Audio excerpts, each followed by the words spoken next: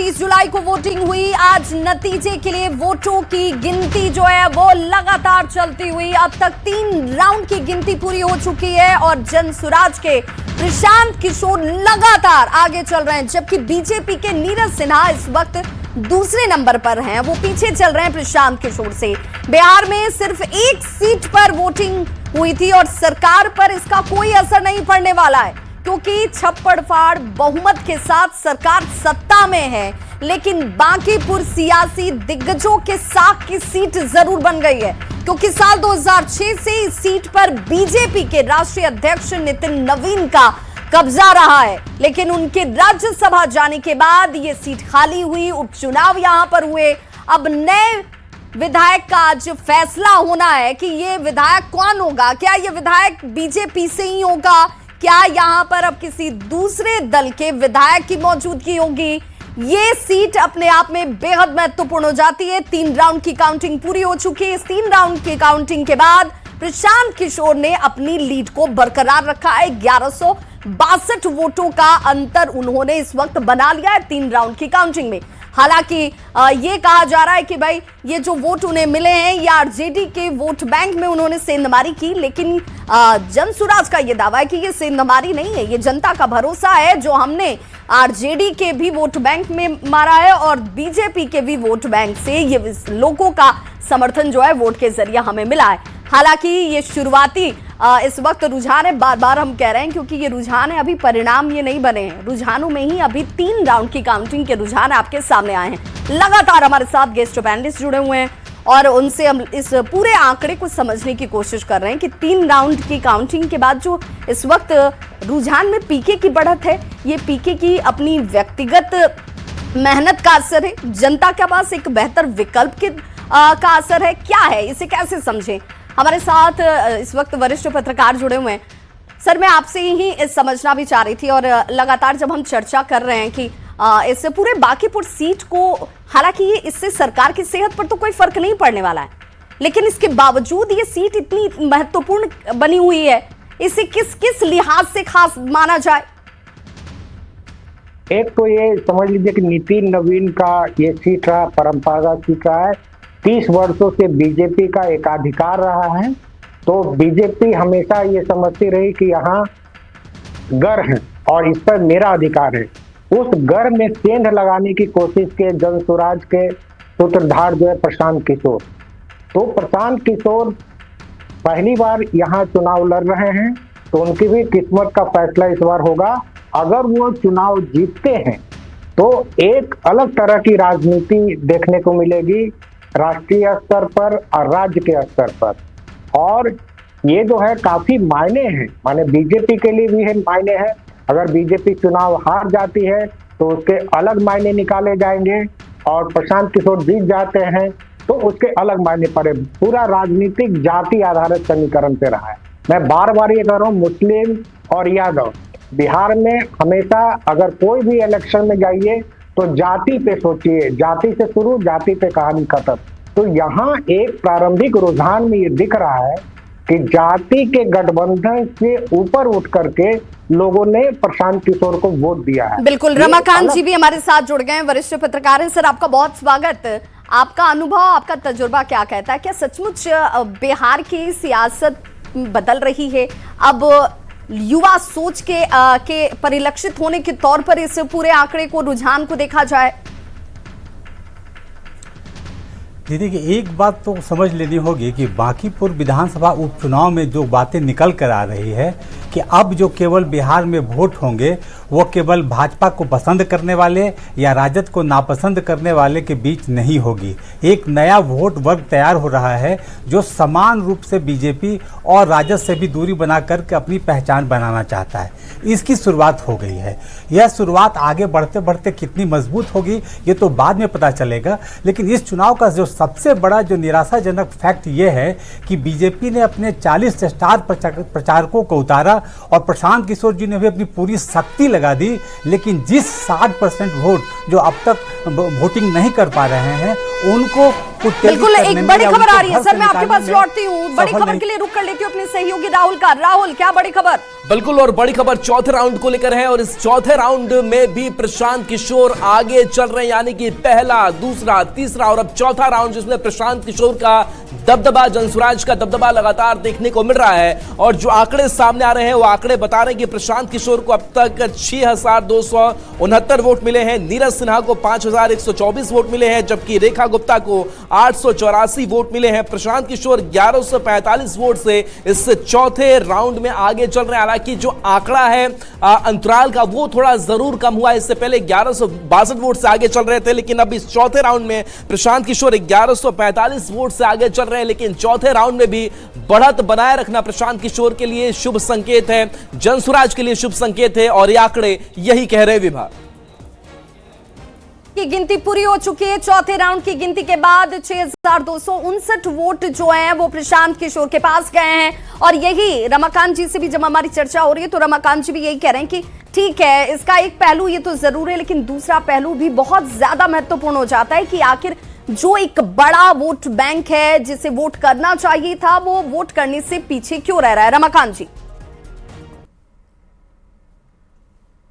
कोशिश यही थी कि हम अपने प्रचार के दौरान हम उस 60% को बाहर निकालें जो अब तक वोट नहीं दे चुके हैं। वो आखिर कौन से लोग हैं? या तो वो बीजेपी को भी पसंद नहीं कर रहे हैं और राजद को भी पसंद नहीं कर रहे हैं, लेकिन उसके बावजूद जब वोट परसेंट लगभग 35% हुआ तो यह आपको मान के चलना होगा कि ये वोटर जो हैं वो निश्चित रूप से पूरे तरह से डेडिकेटेड हैं, जो कि अपना वोट कर रहे हैं, चाहे वो बीजेपी के पक्ष के हों चाहे वो प्रशांत किशोर के पक्ष के हों। हाँ, लेकिन एक बात जरूर है कि जीत हार के क्रम में एक बात उभर कर आई है कि हराने वालों में प्रशांत किशोर की पार्टी को लोगों ने पसंद किया। जो चाहते हैं कि बीजेपी हारे, जो कल तक राजद को वोट देते थे, उन्होंने प्रशांत किशोर को पसंद किया, और उसका अंतर साफ साफ दिख रहा है कि प्रशांत किशोर लगातार आगे चल रहे हैं और बीजेपी कहीं नहीं है।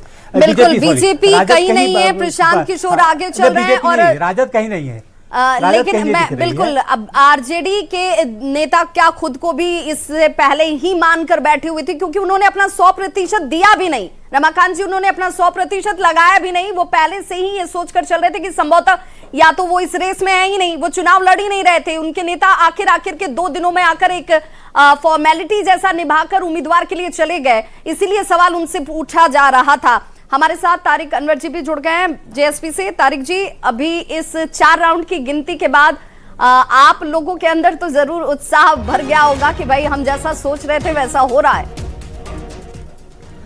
नहीं, ऐसा जैसा हम लोग सोच रहे थे मुझे लगता है कि उससे बिल्कुल ही अलग हुआ है, क्योंकि जो पहला राउंड, दूसरा राउंड और तीसरा राउंड जहां से हो रहा है, हम लोग अपने आप को ये मान रहे थे कि हम लोग यहाँ थोड़े कमज़ोर रहेंगे, क्योंकि ये जो क्षेत्र है जहाँ से 1 नंबर से जो शुरू होता है, भारतीय जनता पार्टी पिछले सभी चुनाव में 80 से 85% वोट वहाँ लेती थी, लेकिन इस बार वहाँ हम लीड कर रहे हैं। इसका मतलब ये है कि जैसे जैसे हम आगे की तरफ बढ़ेंगे वैसे ही जनसुराज पार्टी का जो मार्जिन होगा वो काफ़ी बड़ा होता चला जाएगा, क्योंकि जब बाकरगंज के इलाके में जाएंगे, सब्जी बाग के इलाके में जाएंगे, करबिगहिया जाएंगे, सिपारा की तरफ जाएंगे, तो ये मार्जिन बहुत बड़ा हो जाएगा। तारिक, आप बताना चाहेंगे क्या कि अभी जो 4 राउंड हुए हैं ये कौन कौन से इलाके के हैं? जैसा आप कह रहे हैं कि ये तो बीजेपी की सीट रही है। अभी तक जो हमारी सूचना है 5 राउंड हो चुके हैं और 5 राउंड में हम लोग 2000 से ज्यादा वोटों से आगे हैं।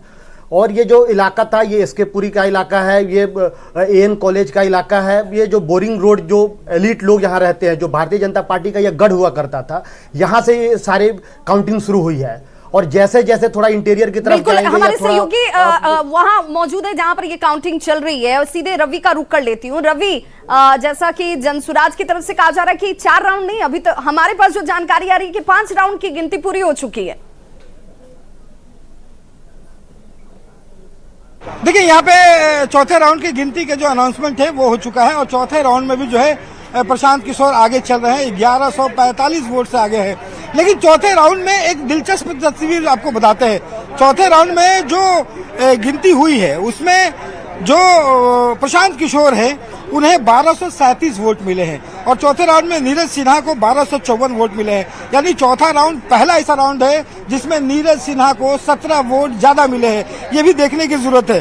भले ही तीसरे राउंड में चूंकि काफी आगे चल रहे थे प्रशांत किशोर, अभी भी जो है 1145 वोट से आगे चल रहे हैं, लेकिन पहला बार जो ऐसा हुआ है जो चौथे राउंड में नीरज सिन्हा को 17 वोट ज्यादा मिले हैं। तो यहां से थोड़ा रुख बदलता हुआ जरूर दिखाई पड़ रहा है, लेकिन प्रशांत किशोर बावजूद इसके जो है अभी भी लगभग 1145 वोटों से बढ़त जो है वो बनाए हुए हैं। और यहाँ देखना होगा कि पांचवा और छठवां राउंड जो है वो पांचवें राउंड की गिनती जो है वो लगभग आधी हो चुकी है। थोड़ी देर में पांचवें राउंड की भी अनाउंसमेंट जो है वहां पे ऑफिशियल तौर पे ये पता चलेगा।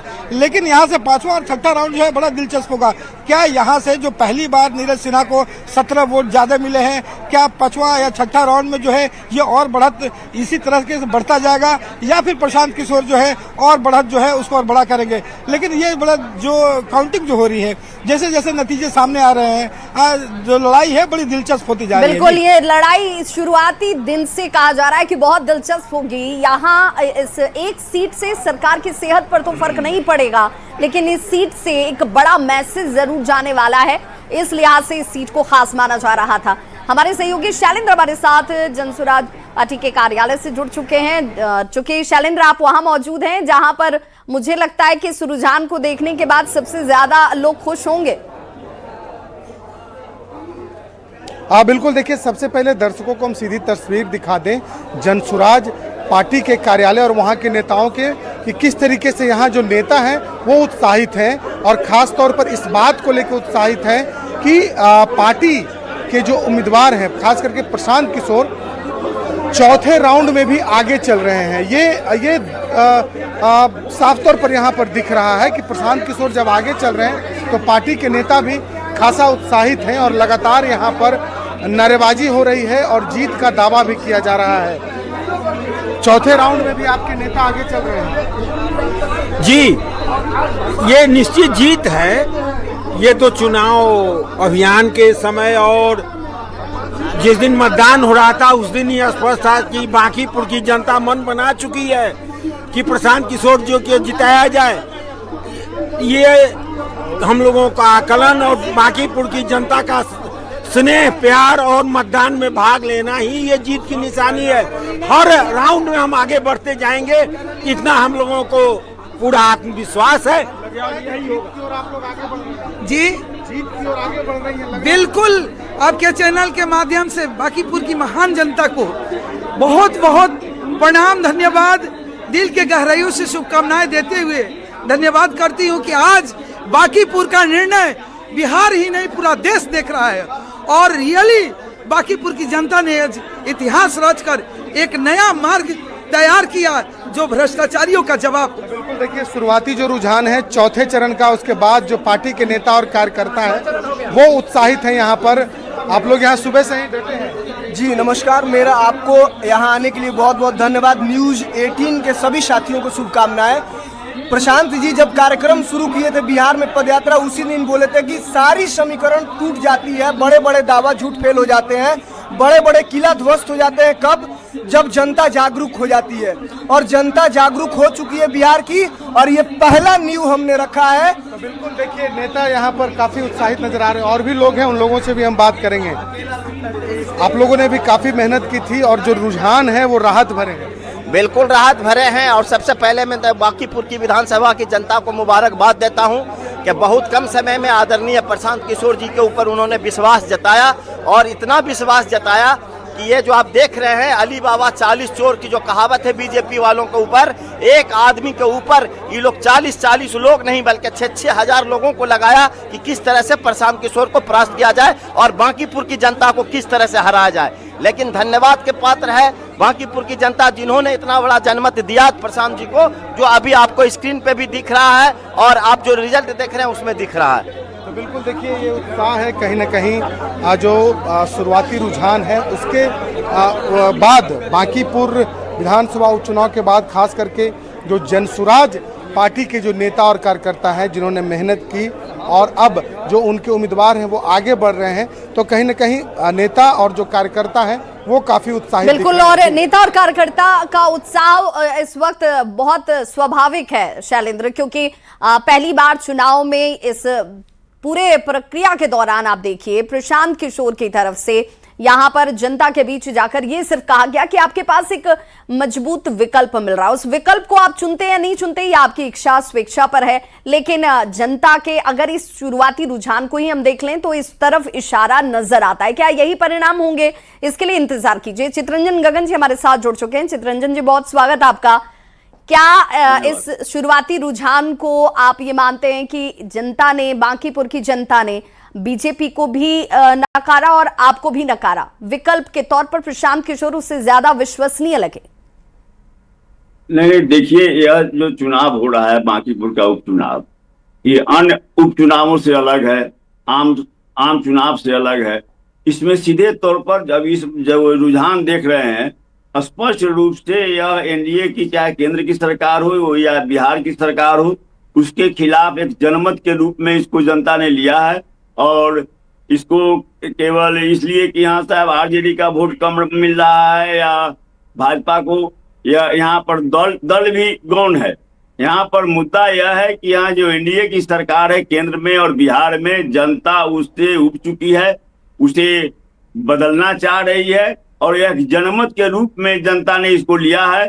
बदलाव के तौर पर चित्ररंजन जी, रेखा गुप्ता पहले स्थान पर क्यों नहीं आ पाई? आपका कैलकुलेशन क्या कहता है? नहीं, उसमें देखिए, रेखा गुप्ता इसलिए नहीं आई क्योंकि पहले भी हम लोग राजद यहाँ से कोई चुनाव पिछले बार पहली बार लड़े हैं 2025 में, आज से 6-7 महीना पहले जो चुनाव हुआ उसमें।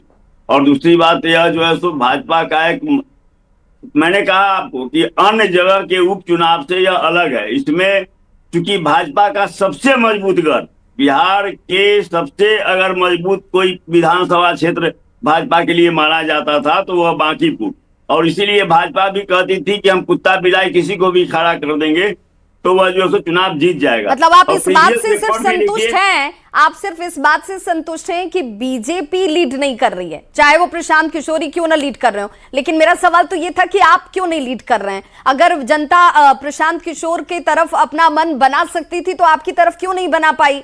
क्योंकि वो तो पहली बार चुनाव में उतरे हुए थे, आपके पास तो थोड़ा तजुर्बा भी था, अनुभव भी था, आपके पास भी संगठन है, आपके पास भी वोट बैंक है, लेकिन वो भरोसा आप पर जनता ने नहीं दिखाया। यहाँ क्या हमारी सहयोगी विनीता हमारे साथ जुड़ी, मैं आती हूँ चित्ररंजन जी, ग्राउंड रिपोर्ट जरा एक ले लूं। विनीता हमारे साथ जुड़ गई हैं। विनीता, आप चूंकि वहां पे मौजूद हैं, बीजेपी कार्यालय में आपकी मौजूदगी है, क्या कोई बीजेपी के बड़े चेहरे यहां नजर आए आपको? अभी तक कोई बीजेपी के बड़े चेहरे बीजेपी कार्यालय नहीं पहुंचे हैं। सब रिजल्ट का इंतजार कर रहे हैं, रुझान का इंतजार कर रहे हैं, क्योंकि शुरुआती रुझान में प्रशांत किशोर फिलहाल आगे चल रहे हैं। 4 राउंड में फिलहाल उनकी बढ़त नजर आ रही है। यही वजह है कि बीजेपी कार्यालय में लोग इंतजार कर रहे हैं कि कब कुछ अलग तस्वीर देखने को मिले और बीजेपी की कैंडिडेट भी काउंटिंग में आगे आए। लेकिन फिलहाल 4 राउंड की गिनती कंप्लीट हो गई है और बीजेपी की कैंडिडेट नीरज सिन्हा दूसरे स्थान पर नजर आ रहे हैं, प्रशांत किशोर पहले स्थान पर नजर आ रहे हैं। हालांकि बीजेपी कार्यालय की अगर हम बात करें तो जितने भी जो कार्यकर्ता स्क्रीन पर जमे हुए हैं वो टकटकी लगाए हुए हैं अपडेट्स के लिए कि आखिर कब कुछ तस्वीर बदलेगी, क्योंकि जितने भी बीजेपी कार्यकर्ता हैं वो चाहते हैं कि बांकीपुर में कमल खिले, बांकीपुर की जनता का समर्थन बीजेपी के साथ हो। लेकिन जनता को जो करना था उन्होंने 30 तारीख को कर दिया है और आज काउंटिंग का डे है, यानी रिजल्ट आज आने हैं। आखिर जनता किसके भाग्य का फैसला आज करेगी वो शाम होते होते साफ हो जाएगा। लेकिन शुरुआती रुझान की अगर हम बात करें, 4 राउंड की अगर हम बात करें तो फिलहाल प्रशांत किशोर आगे चल रहे हैं और लगभग 2000 जो मतों का अंतराल है वो नजर आ रहा है। लेकिन फिर भी अभी बीजेपी कार्यकर्ताओं का कहना है कि 31 राउंड तक वोटों की गिनती होने वाली है। अभी सिर्फ 4 राउंड हुए हैं, अभी कुछ भी हो सकता है। जब तक 15 से 20 राउंड कंप्लीट नहीं हो जाते तब तक निराश होने की जरूरत नहीं है, क्योंकि बांकीपुर बीजेपी का गढ़ है और बांकीपुर में बीजेपी की हार नहीं हो सकती। पिछले कई वर्षों से लगातार बीजेपी वहां पर कमल खिलाती रही है। नितिन नवीन जो बीजेपी के राष्ट्रीय अध्यक्ष हैं उनका गढ़ है और ऐसे में अगर बांकीपुर चुनाव की अगर हम बात करें तो ताबड़तोड़ चुनाव प्रचार भी हुआ है। और अगर वोटिंग की हम बात करें तो जिस तरीके से शहरी इलाकों में मतदान थोड़े कमी होते हैं, उसी अनुरूप मतदान भी हुए हैं। यानी ये नहीं कह सकते कि मतदान बहुत कम हुआ है। तो ऐसे में अभी भी बीजेपी कार्यकर्ताओं का कहना है कि बांकीपुर बिल्कुल धैर्य तो रखना चाहिए, और ये धैर्य जब आप लीड कर रहे हो तभी नहीं होना चाहिए। ये धैर्य तब भी होना चाहिए जब आप लीड ना कर रहे हो, और इसीलिए ये कहा जा रहा है कि हम बार बार कह रहे हैं कि ये शुरुआती रुझान है। अभी 4 राउंड की गिनती पूरी हुई है। इस चौथे राउंड में एक जो इंटरेस्टिंग फैक्ट हमारे सहयोगी ग्राउंड जीरो से दे रहे थे रवि, कि इस चौथे राउंड में 17 वोटों से लीड जो है इस चौथे राउंड में 17 वोट ज्यादा मिले बीजेपी के उम्मीदवार को, और इस लिहाज से ये चौथा राउंड उनको थोड़ा फील गुड करा रहा होगा। लेकिन तारिक हमारे साथ लगातार जुड़े हुए हैं। तारिक, हमने देखा है कि जो लीड करता है वो अति उत्साहित हो जाता है, लेकिन आप बड़े धैर्य से सब कुछ सुन रहे हैं, देख रहे हैं। आपको क्या लगता है कि बांकीपुर की जनता के, अगर इस रुझान को हम देखें तो इसमें बांकीपुर की जनता ने बीजेपी को भी अगर नहीं पसंद किया, आरजेडी को नहीं पसंद किया, आपको पसंद करने के पीछे की 2 वजह आप बताइए।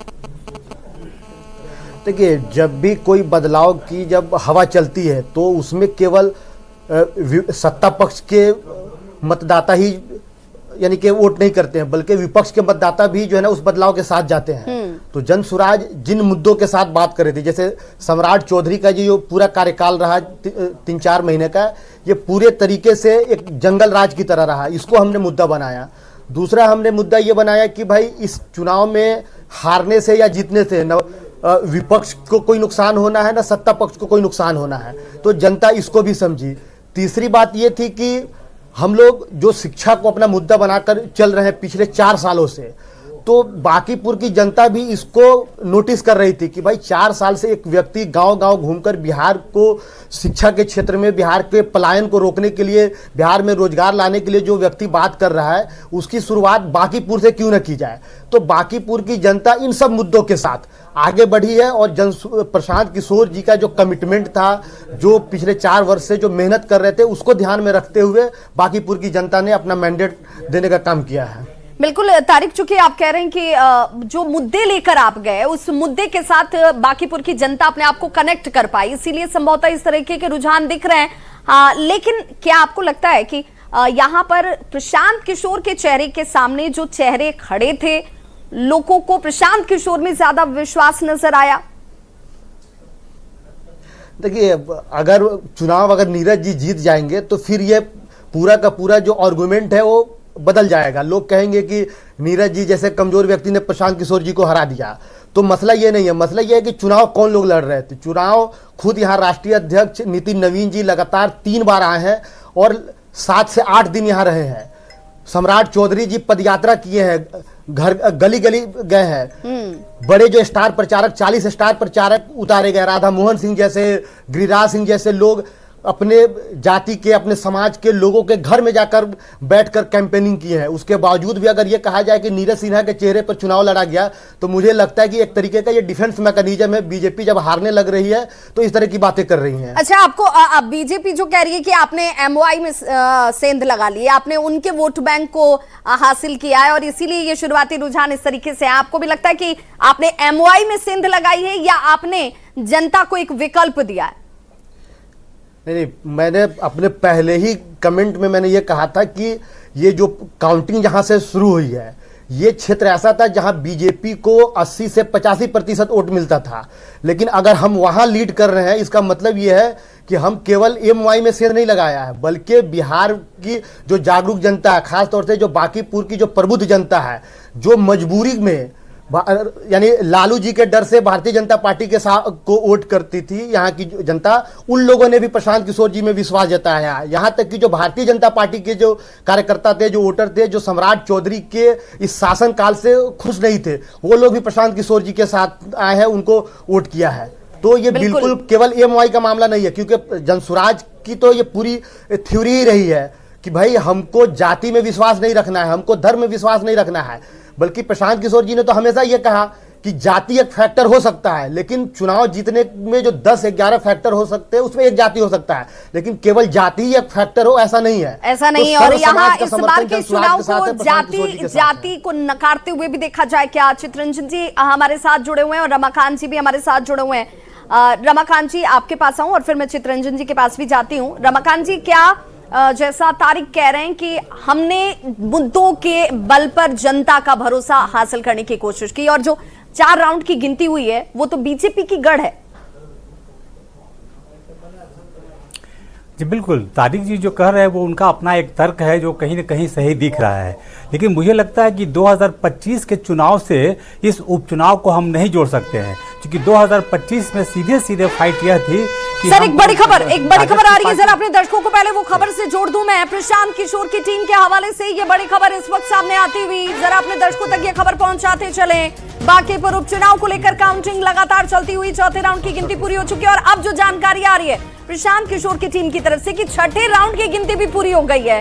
पीके को 3647 वोट से लीड इस वक्त मिला हुआ है प्रशांत किशोर की टीम के हवाले से ये खबर आ रही है और इसीलिए हम आपको यही बोल्ड अक्षरों में दिखा भी रहे हैं। छठे राउंड की गिनती पूरी हो चुकी है, प्रशांत किशोर छठे राउंड में भी लीड बनाए हुए हैं, ये प्रशांत किशोर की टीम के हवाले से कहा जा रहा है। ये बड़ी खबर इस वक्त सामने आती हुई और एक छोटा सा अंतराल लेंगे, छोटे से अंतराल के बाद फौरन होंगे वापस, क्योंकि ये चर्चा बहुत महत्वपूर्ण हो जा रही है, क्योंकि यहां पर छठे राउंड की गिनती के पूरे होने का दावा प्रशांत किशोर की टीम कर रही है, जबकि ऑफिशियल जो जानकारी हम तक पहुंची है इसमें अभी तक की लीड भी प्रशांत किशोर की है। एक छोटा सा अंतराल।